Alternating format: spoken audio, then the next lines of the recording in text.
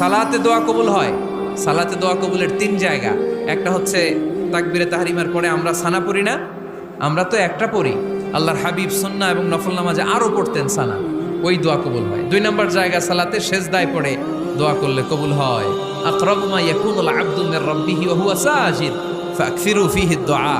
বান্দা যখন সেজদায় লুটিয়ে পড়ে বান্দা আল্লাহর সবচেয়ে কাছে চলে যায়।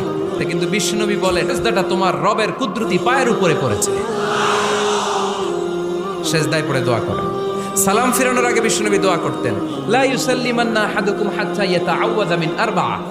আল্লাহর হাবিব বললেন, চার জিনিস থেকে পানাহ না আছে আমার কোন উম্মত যেন সালাম না ফিরায়। তারা যেন পড়ে, আল্লাহুম্মা ইন্নী আউযু বিকা মিন আযাবিল কবর, আউযু বিকা মিন আযাবি জাহান্নাম, আউযু বিকা মিন ফিতনাতিল মাহইয়া ওয়াল মামাত, আউযু বিকা মিন ফিতনাতিল মাসিহিদ দাজ্জাল। আল্লাহ কবরের আযাব থেকে বাঁচাও, আল্লাহ জাহান্নামের আগুন থেকে বাঁচাও, আল্লাহ জীবন